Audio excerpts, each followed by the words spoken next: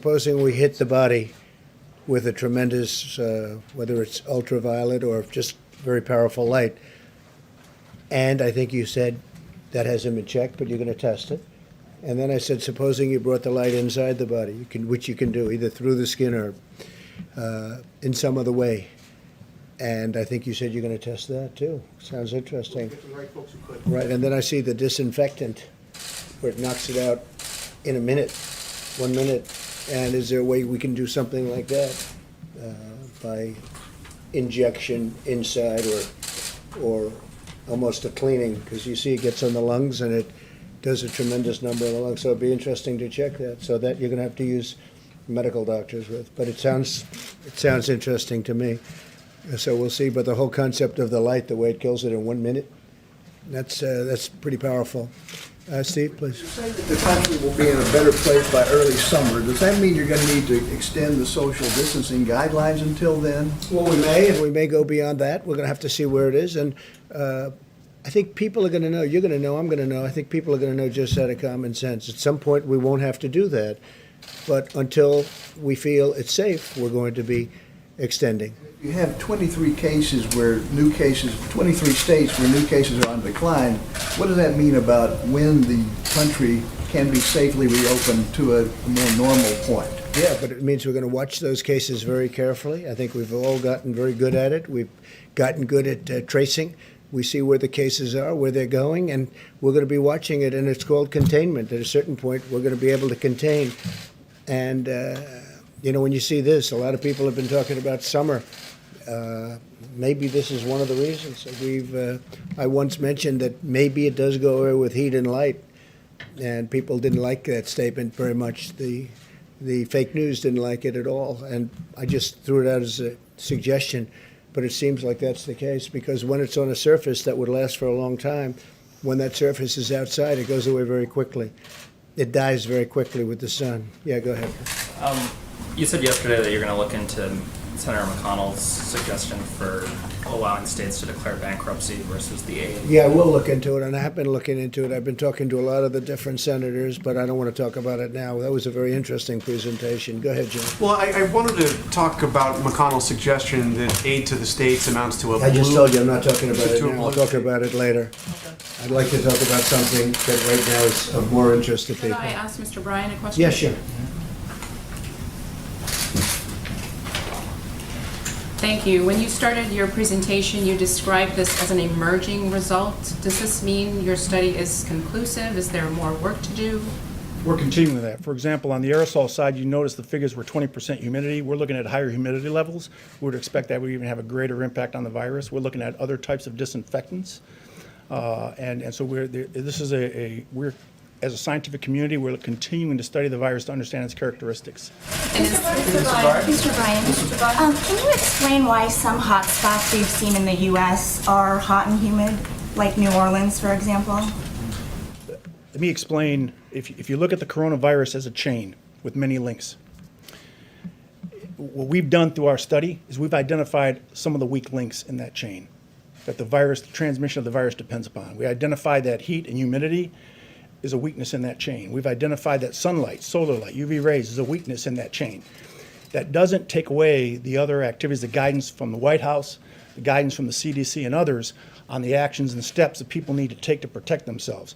This is just another tool in our tool belt, right? Another weapon in the fight that we can add to it. And in the summer, we know that summer-like conditions are going to create an environment where the transmission can be decreased, and that's an opportunity for us to get ahead.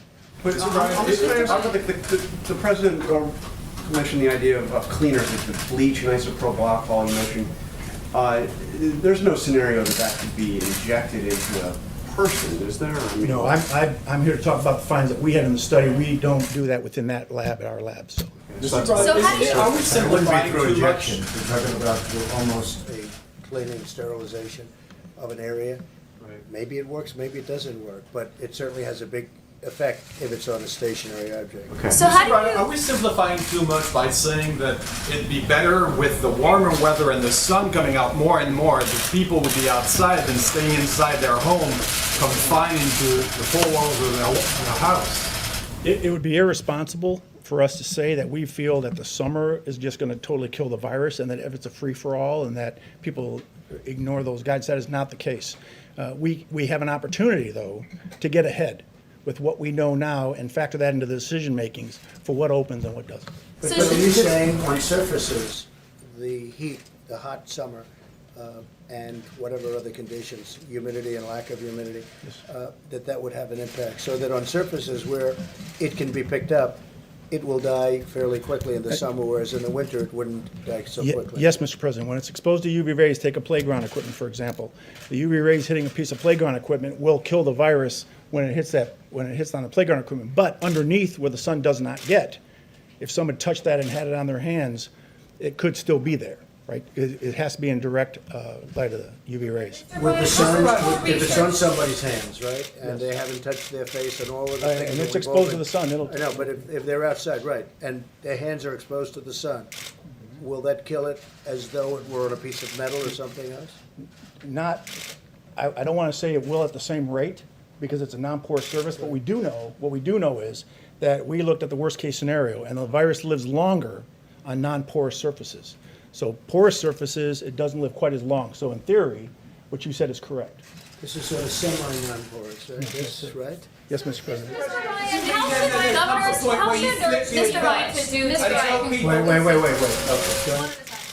Ryan, how should governors who are opening their states, working on that, incorporate the findings of this study into those guidelines?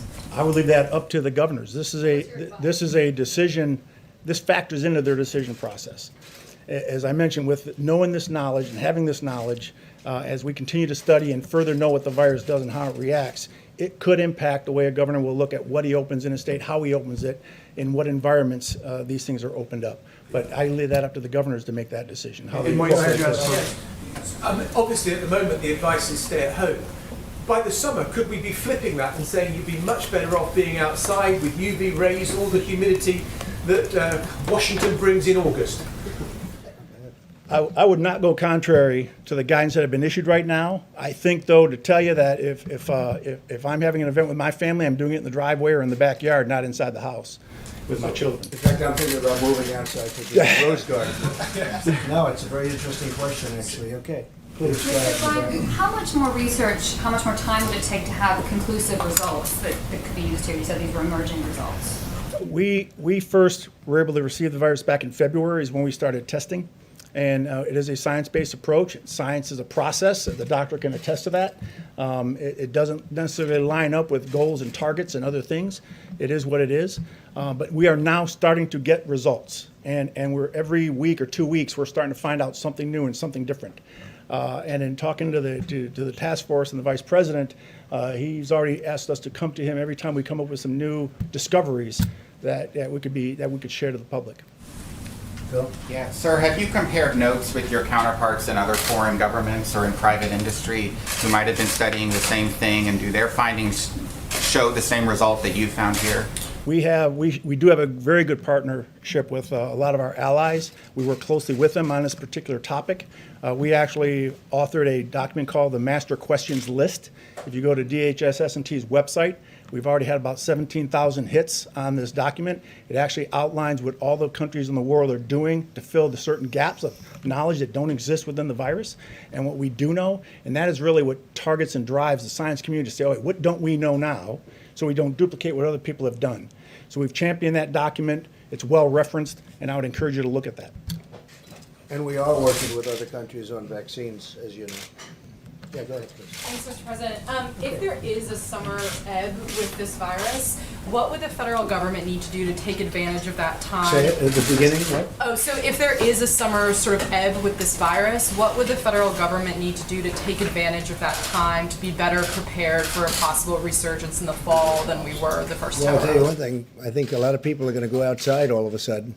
People that didn't want to go outside, they'll be going. To me, this was really a very interesting meeting. We covered it in great detail, and these are incredible people at that. We could call it a laboratory because that's essentially what it is. It's a super laboratory. It's a lot of things going on at that laboratory. Right, but A lot of very interesting things going on at that laboratory. Yeah. what would you and other areas of the government need to do on testing, for example, or other things like that to be prepared if it came back in the fall? How would you take advantage of the summer? It's actually a very good question. It's something the task force already has begun discussing, that we are, if a combination of factors, let me say again, as states put into practice the guidelines to open up America again, implement safe and responsible plans to open up their economies along the lines that the President unveiled a week ago today. As people continue to properly exercise social distancing as is recommended in each phase, that in combination with some of these findings could well give us a summer respite from the coronavirus. And our team is already speaking about working on a continuous basis through this summer. Every single day we're increasing testing. Every single day air bridge flights are coming into the country. I can promise you at the President's direction there will be no letting up on making sure that our hospitals have the equipment, have the personal protective supplies for medical personnel.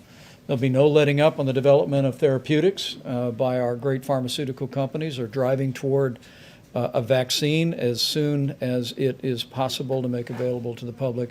And there'll be no letting up on continuing to scale testing, already more than anyone in the world, but by next fall we'll have a broad range of testing, a variety of different means. And that's why we say with confidence that should the coronavirus reemerge at any point next fall or next winter, we will be prepared to deal with it, identify it, do the contact tracing and isolation to ensure that we deal with this epidemic in the manner that we deal with infectious diseases. Okay. Yes. Go ahead. Mr. President, on the subject of medical research, why have you stopped promoting hydroxychloroquine as a cure? I haven't at all. What do you say I have? We'll see what happens. We've had a lot of very good results, and we had some results that perhaps aren't so good. I don't know.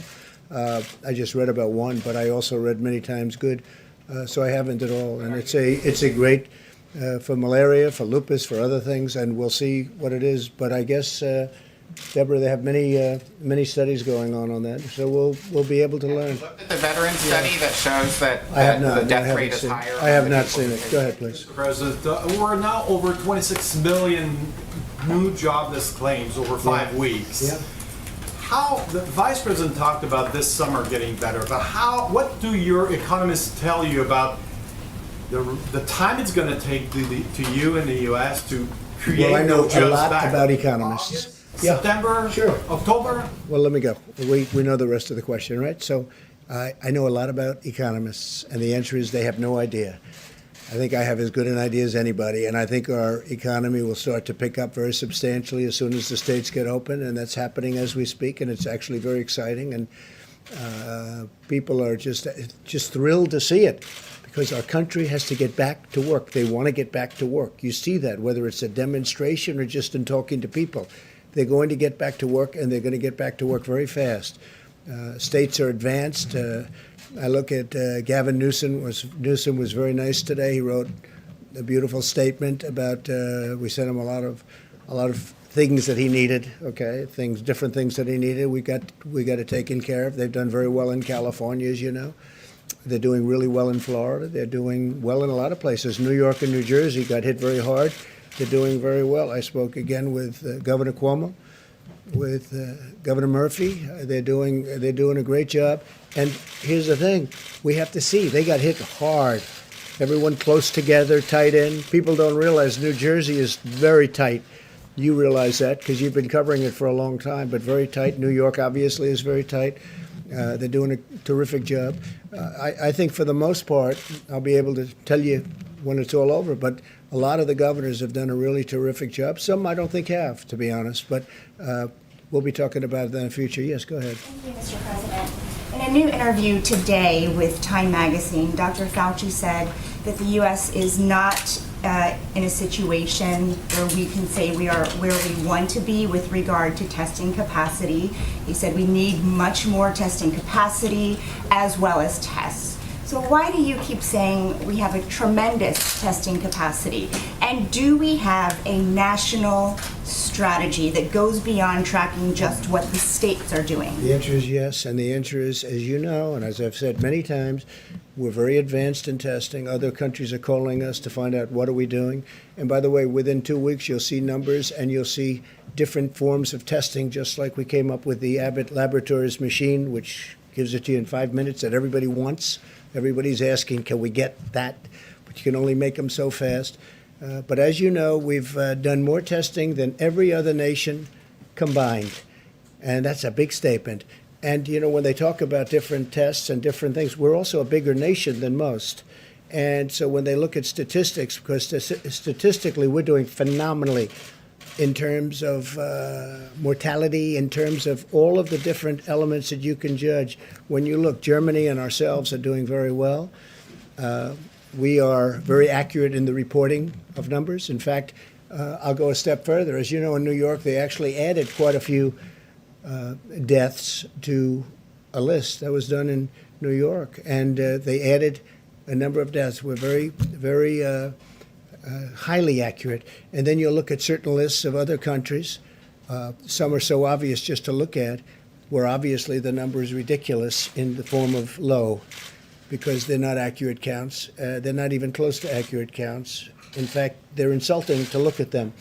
So we've done very well. Again, testing, we're doing very well on testing. We've tested far more than anybody else anywhere in the world. And within a short period of time, you'll be hearing about new tests that are coming out that are going to be incredible. Steve, go Dr. ahead. Fauci, that we're just not there yet? No, I don't agree with him on that. No, I think we're doing a great job on testing. I don't agree. If he said that, I don't agree with him. Yes. Considering ways to ramp up production of that Abbott rapid test. Yeah, well, they're doing it.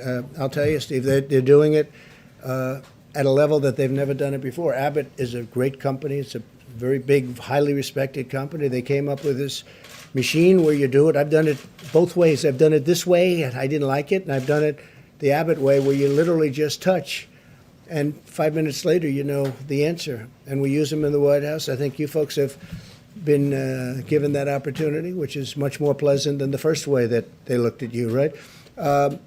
We're making them hundreds of thousands of machines. The advantage to the other tests and the laboratory tests, so we can get millions and millions of those tests done. It takes a day or 2 days, but you know, because it's really a delivery situation more than anything else. The test itself goes quickly once it gets to the laboratory.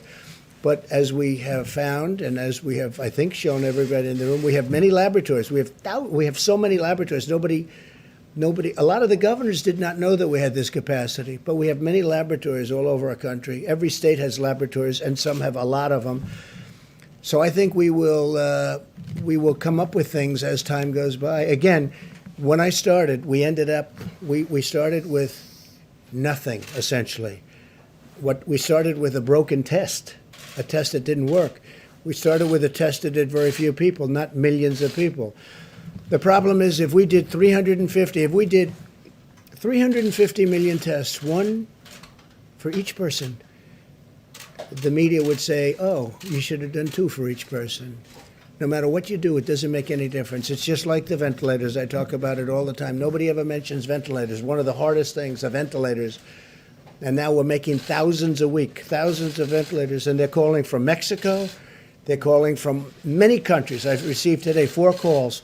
Would it be possible to send ventilators, right? I got 4 calls today. I got 3 calls yesterday. No country is equipped like we are. We have 11 different places making ventilators.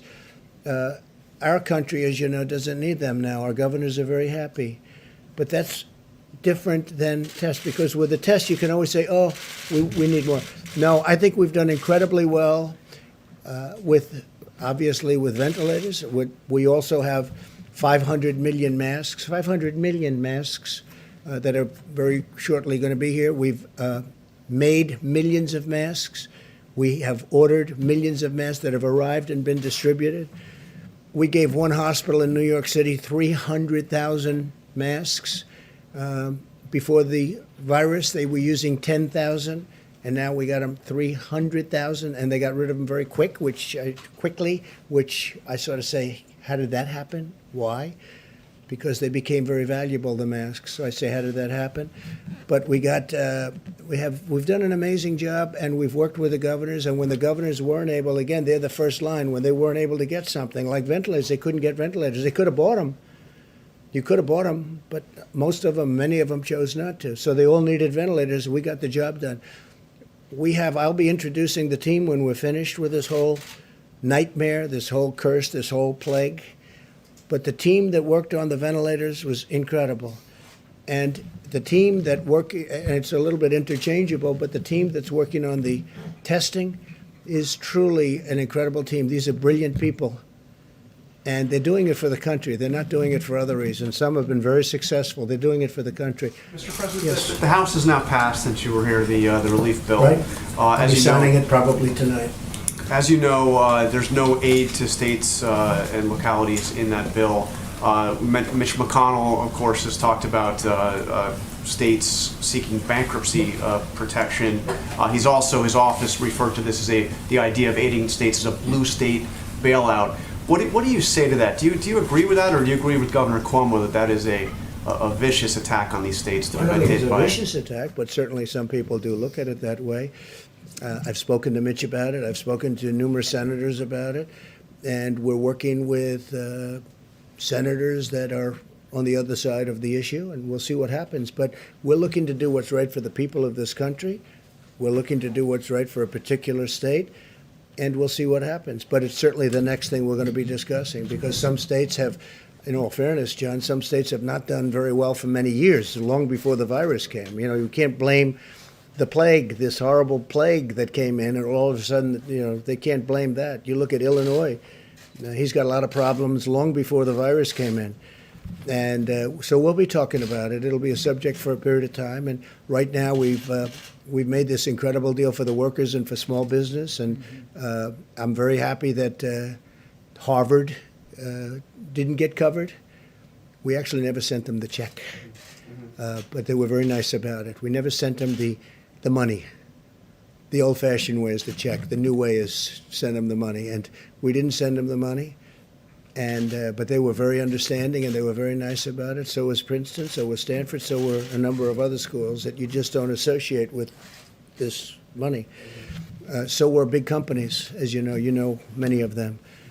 It was a relatively small amount of money compared to the whole, very small amount of money compared. But we wanted to be fair. We wanted to go to the people that it's supposed to go to. Are you open to this idea of state and local? I'm open to ideas that are going to be great for the people of this country.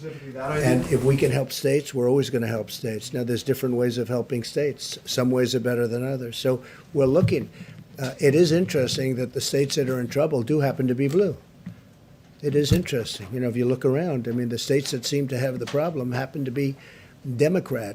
And New York and New Jersey got hit by this, by this New York virus. and New Jersey were in a lot of trouble Massachusetts. long before the plague came. And they were, they had a lot of problems long before the plague came.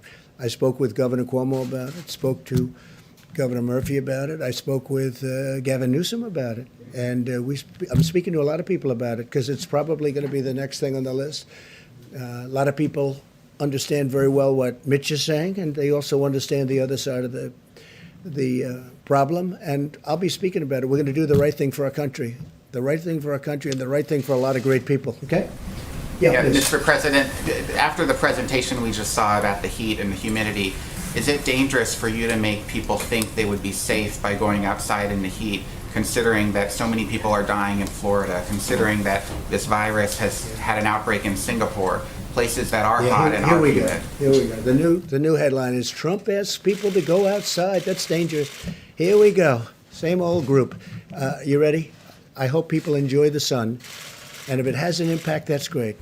I'm just hearing this, not really for the first time. I mean, there's been a rumor that, a very nice rumor that you go outside in the sun or you have heat and it does have an effect on other viruses. But now we get it from one of the great laboratories of the world, I have to say. It covers a lot more territory than just this. This is probably an easy thing, relatively speaking, for you. I would like you to speak to the medical doctors to see if there's any way that you can apply light and heat to cure. If you could. And maybe you can, maybe you can't. Again, I say maybe you can, maybe you can't. I'm not a doctor. But I'm like, a person that has a good, you know what. But sir, you're the president. Deborah, have you ever heard of that? The heat and the light relative to certain viruses, yes, but relative to this virus? Not as a treatment. I mean, certainly fever Yeah. is a good thing when you have a fever. It helps your body respond.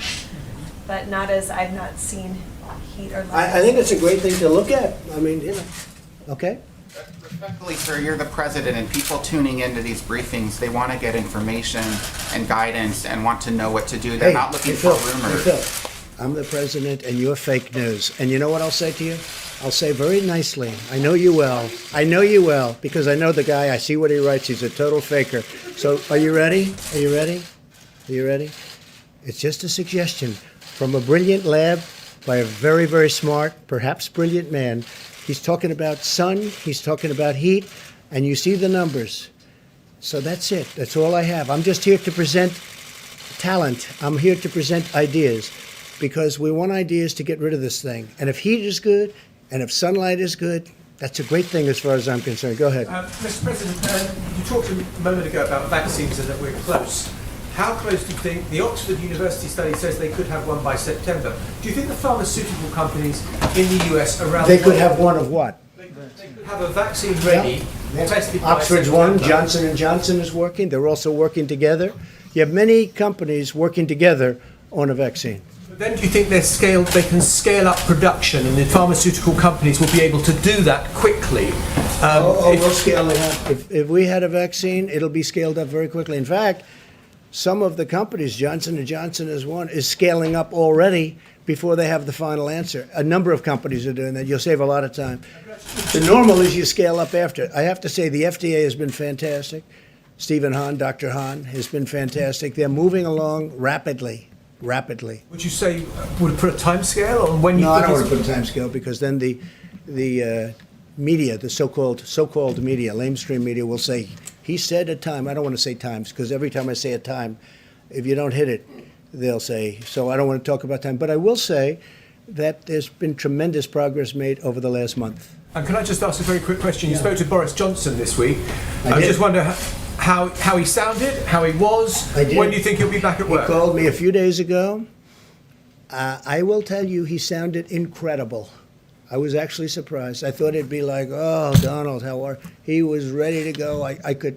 I'm very surprised to tell you this. It's like the old Boris. Tremendous energy, tremendous drive. I was very surprised because he called me almost, pretty close to when he got out of the hospital. I think he's doing great. He was so sharp and energetic. Pretty incredible. He's an incredible guy. He's a friend of ours and a friend of mine. He loves our country. He loves his country a lot, but he loves our country. He respects our country. And they're lucky to have him over there. Please. Mr. President, you a couple days ago said that you might reach out to Kim Jong-un directly, but also that you were working to find out if those reports about him being in possible medical trouble were true. I'm wondering if you've either... I hope he's not in medical trouble. I hope he's not. Have you heard anything from I've gotten North along Korea? very well with him. Here we are. You would have been in a war with North Korea if I didn't get elected president. Remember, I was going to be the one that took us into war my first day in office, okay? Here we are. Look at what's happened. Withdrawal. We're bringing people home. We're not going to serve as policemen all over the world. I don't want to be policemen all over the world. But have you been able to leverage And yet I've relations- rebuilt our military to a level that it's never been built at before. Have you been But able it's to get never more information? recognized by the fake news. Go ahead. Have you been able to use that relationship to get more information about his status? I think the report was incorrect. Let me just put it that way. I think the report was done by a network that was incorrect. I'm hearing they used old documents, but that's what I hear. I hear the report was an incorrect report. When was the last time I hope it was an incorrect report. When was the last time you heard from him? I don't want to say. Yeah. Pointed to me. Just a quick question about that. So you haven't made any contact, though, just to make sure. With who? The North Koreans. I don't want to say. I won't say that. Okay, We have so- a good relationship with North Korea, as good as you can have. I mean, we have a good relationship with North Korea. I have a good relationship with Kim Jong-un, and I hope he's okay. And somebody would say, oh, that's terrible. No, it's not terrible. I hope he's okay. And I think it was a fake report done by CNN. Can I ask you a question? What do you have? Go No, ahead. No, that's enough. Go ahead. Can I ask but that wasn't my question. The problem is you don't write the truth, so, as far as I'm concerned, I want to go to the next Can I person. ask you a question about? No, not CNN, please, go The ahead. White House has not You don't, responded to these I told you, allegations. Right? CNN is fake news, don't talk to me. Go ahead, please. But he says he was retaliated against, and that's why he was removed from his job. Do you have a response to that? Okay, next question. Mr. President, I have two questions, one on behalf of a colleague who's not here because of social Just distancing. ask one, please. First one, could you talk about your decision-making process with Over the my governor what? of Georgia? You yesterday The said... controversy? Well, you said yesterday that you told the governor of Georgia I you were did. concerned. I had a good about- talk with the governor of Georgia. Earlier in the week, you spoke and you did not convey this kind of message. Was there a I change did in your convey thinking? the message. I didn't like the fact that he's leaving certain things. I want the states to open more than he does, much more than he does. But I didn't like to see spas at this early stage, nor did the doctors. Is that a correct statement, Deborah? I didn't like to see spas opening, frankly. I didn't like to see a lot of things happening, and I wasn't happy with it. And I wasn't happy with Brian Kemp. I wasn't at all happy because, and I could have done something about it if I wanted to, but I'm saying let the governors do it. But I wasn't happy with Brian Kemp. Spas, beauty parlors, tattoo parlors, that. And by the way, I want them to open, excuse me. I want them to open, and I want them to open as soon as possible. And I want the state to open. But I wasn't happy with Brian Kemp. I will tell you that right now. Yeah, go ahead. So are you surprised he defied you on that? Because No, you he made it didn't. clear. No, he didn't defy me at all. That's your language. He didn't defy me. You know what happened? I said, you make your own decision. I told him that. I said, you're not in the guidelines, but I'm letting you make your own decision. But I want people to be safe, and I want the people in Georgia to be safe. And I don't want this thing to flare up because you're deciding to do something that is not in the guidelines. And I went to Deborah and Dr. Fauci and other people, and they weren't thrilled about it. And I could have stopped them, but I decided, and we all agreed, they got to watch it closely. So we'll see what happens. I told him very distinctly, I said, Mike was there, I said, you do what you think is best. But if you ask me, am I happy about it? I'm not happy about it, and I'm not happy about Brian Kemp. Go ahead. A question for Dr. Birx, if I may, Mr. President, about the rate of the decline of the curve in the U.S. You and the Vice President tonight talking about meaningful progress, promising progress. Could you speak to the rate of decline of cases in the U.S.? If we could do it quickly, that'd be great. And just if you're satisfied with the decline. You have to ask the question, but you do see it. And if you have any information from other countries that would inform us about the decline. Yeah, so many of you, and I've spoken to all of you from this podium about there's weekends difference in reporting, often a spike on Monday. If you look at Mondays over Mondays, if you look at 7-day reporting, we are starting to go down. We had a long flat peak, largely driven, of course, by New York, which is about 45% or so of the cases. As New York goes down, so will the rest of the country have a decline, even more accelerated. I want to say, though, we have had outbreaks. We've had outbreaks in specific prisons. We've had outbreaks in specific nursing homes. We've had outbreaks in specific plants. And when that happens, that adds 200, 300, 400 cases on that single date. So we track very carefully not only what the country's doing, but what each state is doing, each county is doing, and we look at delta changes across all of the counties so that we find early warning signals for these types of outbreaks, because we want the whole country to go down, but we also want to prevent the outbreaks before they occur. Mr. President? Go ahead, please. Yes, thank you. Looking forward to November, the election. Given the risk that the flu and the coronavirus come back, there could be a problem. Do you think there is a risk that there will be lack of agreement, lack of legitimacy to the results in a very close election, and people start saying, well, a whole bunch of people couldn't go and vote because they were scared? I can't tell you what's going to happen in an election. Yeah, a great question. I can't tell you what's going to happen. We have a sleepy guy in a basement of a house that the press is giving a free pass to, who doesn't want to do debates because of COVID, and lots of things are happening, right? And I watched a couple of interviews, and I say, oh, I look forward to this. But they're keeping him sheltered because of the coronavirus. And he's not moving around. He's not moving too much. and then I watch what the press does to the Republican Party, and to me in particular. We had the greatest economy ever put together. We were doing, this is a month and a half ago, we were doing numbers the likes of which we've never done. African American, Asian American, Hispanic American, best employment numbers ever in the history of our country. Our employment numbers, the best in the history of our country, almost 160 million people. The stock market, record numbers, many, many times during my tenure, many, many times.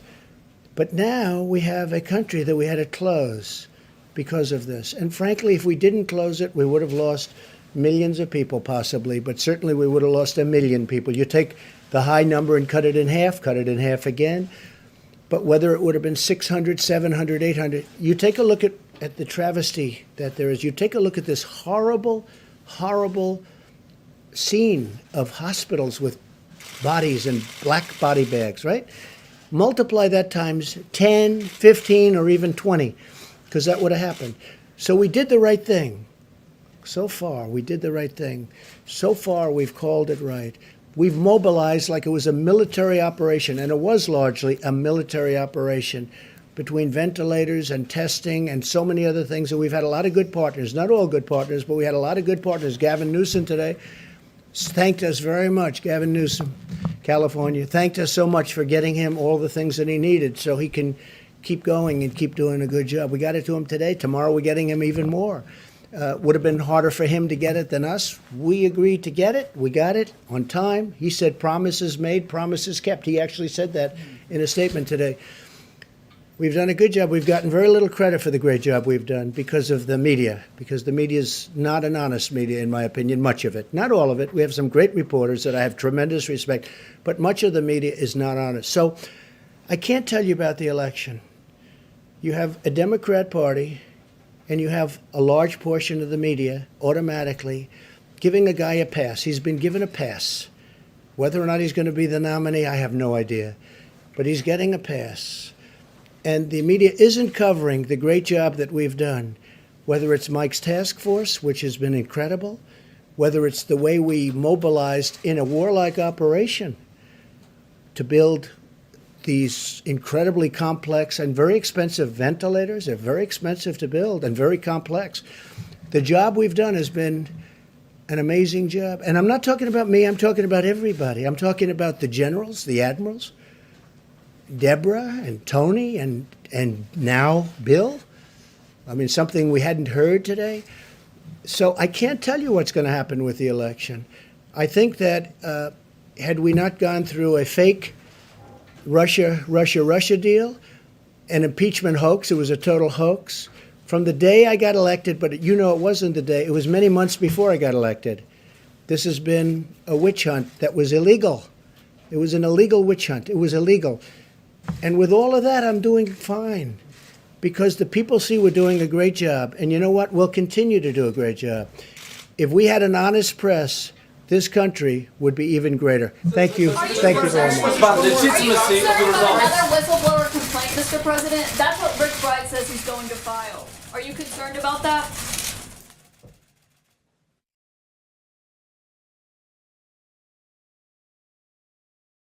All right, folks, thank you so much for joining us and choosing us as your stream of choice. If you're watching this after it's uploaded, make sure you share this video on social media and don't forget to subscribe and click that bell. There was a huge outage of internet here in California, and that's why we had a little bit of issues at the beginning. But we're glad that you guys stayed by. We're glad that you guys stayed here with us at Golden State Times. You guys are awesome.